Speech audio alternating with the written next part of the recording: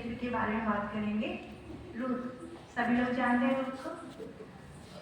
Ruth की किताब को हम बोअज की किताब भी कह सकते थे, क्योंकि बोअज एक यहूदी नेता था और साथ ही वो एक राज परिवार के वंशज भी थे। तो क्यों रूथ, जो एक अन्य जाति से यहूदी बनी थी, उसको क्यों इतना महत्व दिया गया?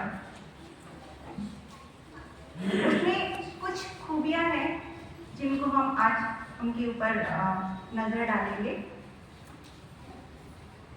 सबसे पहले ये कि जो रूथ थी वो वफादार थी। उसमें सबसे पहले वफादारी थी। और वफादारी किसके प्रति? जब कोई हम लोगों में देखते हैं कि धर्मांतरण होता है, तो अगर आज मैं क्रिश्चियन हूँ, मुझे लगा कुछ चीज़ें मेरे को अपने में पसंद नहीं आई, मैं हिंदू बन गई। फिर मुझे लगा हिंदुओं में कुछ गड़बड़ी है, फिर मैं मुसलमान बन गई। फिर लगा नहीं यार, मुसलमान ठीक नहीं है, चलो मैं दोबारा से क्रिश्चियन बन जाती हूँ। तो ये हम ऐसा कर सकते हैं। लेकिन यहूदी जो कौम है वो एक ऐसी कौम है कि वन में भी ट्रैफिक उसमें चलता है कि अगर कोई एक बार यहूदी बन गया तो वापस वो अपने आप को नहीं लेके आ सकता है। वो अगर बन गया तो बस बन ही गया। यहाँ पे रूथ की कई बाइबल में इस बात का जिक्र नहीं है। ये ट्रेडिशनली बताया गया है कि जो रूथ थी और उसकी जो बहन थी ओरपा, कई लोग ओपरा भी प्रोनाउंस करते हैं, तो ओरपा जो थी, दोनों बहनें राजकुमारियां थी। जो मोआब के राजा थे एग्लो, उनकी ये बेटियां थी। और जब न्योमी और उसका परिवार मोआब में जब रहने गया, तो उस वक्त ये काफ़ी समृद्ध थे, काफ़ी उनकी जो वेल्थ थी बहुत अच्छी थी, काफ़ी ऊंचा घराना था, और तभी इनकी यहाँ पे शादी हो पाई। और उसके बाद जब इन्होंने यहूदी कौम को अपनाया, जब रूथ थी और उसकी जो बहन थी, तो वहाँ पे एक रीति होती थी जिसे बोलते मिकवा। मिकवा एक रीति होती है, जैसे हम लोग बैप्टिज्म लेते हैं, वैसे एक रीति होती है मिकवा। और उसके अंदर से होती है, यानी कि एक पानी होता है, पवित्र पानी, उसमें उनको डुबकी लगानी पड़ती है। और जब वो डुबकी लगा के ऊपर आते हैं, तो जैसे हम लोग अब बैप्टिज्म के रूप में बोलते हैं कि हम अब प्रभु यीशु मसीह को धारण कर लिया।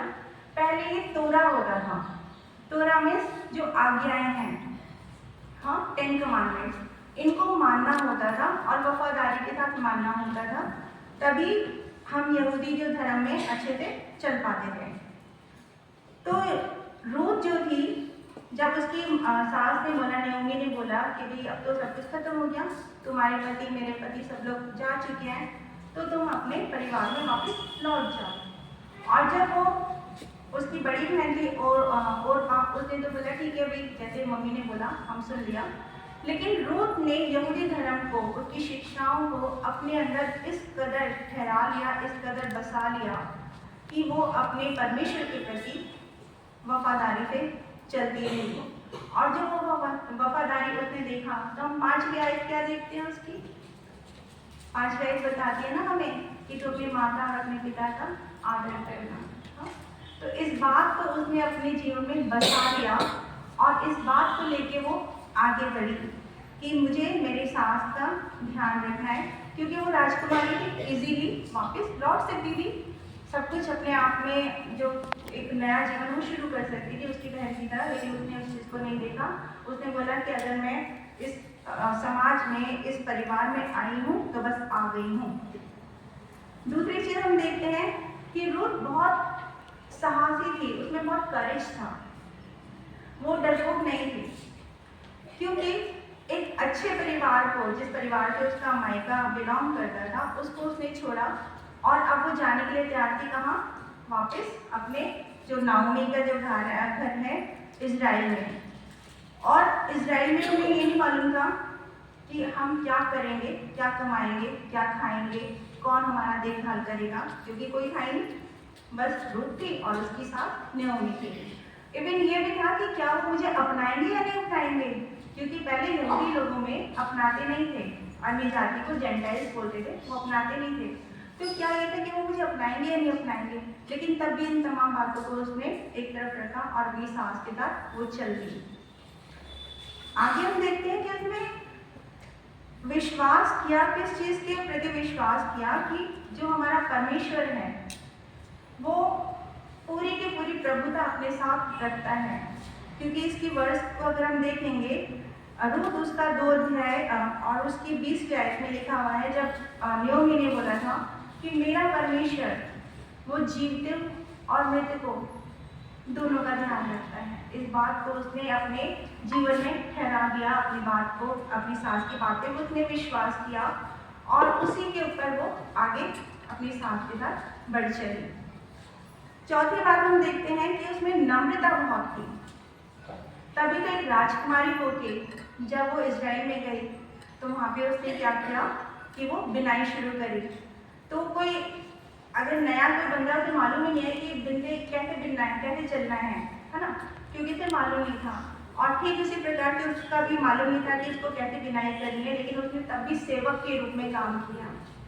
पांचवी चीज देखते हैं कि वो बहुत दयालु थी, बहुत उसमें कंपैशन था और यही चीज रही कि उसने अपनी सास का ख्याल रखा।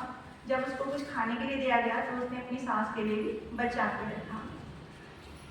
ये चीजें हमें दिखाती हैं कि परमेश्वर को क्या भाता है। तभी तो परमेश्वर ने अपने परिवार के लिए रूत को दाऊद की परदादी के रूप में चुना। हम देखते हैं कि रूत और बोज की जब शादी हुई तो उनसे पैदा हुए ओबेद से हुए यिशै और यिशै के बाद हुए दाऊद, और दाऊद की परदादी रूत कहलाई। और वही दाऊद के परिवार में फिर भी अगर हम बाइबल में नए नियम में पढ़ते हैं तो क्या लिखा हुआ है कि दाऊद के पुत्र यीशु मसीह जब थे ना, तो दाऊद के वंशज से क्या हुआ, यूसुफ, और यूसुफ के पुत्र कहलाए क्या, यीशु मसीह। तो अगर हमें कनेक्ट होना है परमेश्वर के साथ, अगर हमें अपना रिश्ता बनाना है परमेश्वर के साथ, तो यकीनन है कि कुछ 5 चीजें हमारे जीवन में होनी चाहिए। वफादारी अपने परमेश्वर के प्रति, अपने परिवार के प्रति, अपने प्रियजनों के प्रति। दूसरा, हमें साहसी होना है, हमें डरना नहीं है, क्योंकि परमेश्वर ने हमें डर की आत्मा नहीं दी। तीसरी चीज, हमें विश्वास ये रहना है हर एक काम के लिए जो हमें पृथ्वी पर मिलते हैं और जो हमें परमेश्वर देता है। चौथी चीज, नम्रता और सेवा भाव हमारे जीवन में कूट कूट कर खड़ी होनी चाहिए। पांचवी चीज, दयालु हमेशा बने रहिए, क्योंकि खुदा ऐसे ही लोगों को प्यार करता है। Thank you.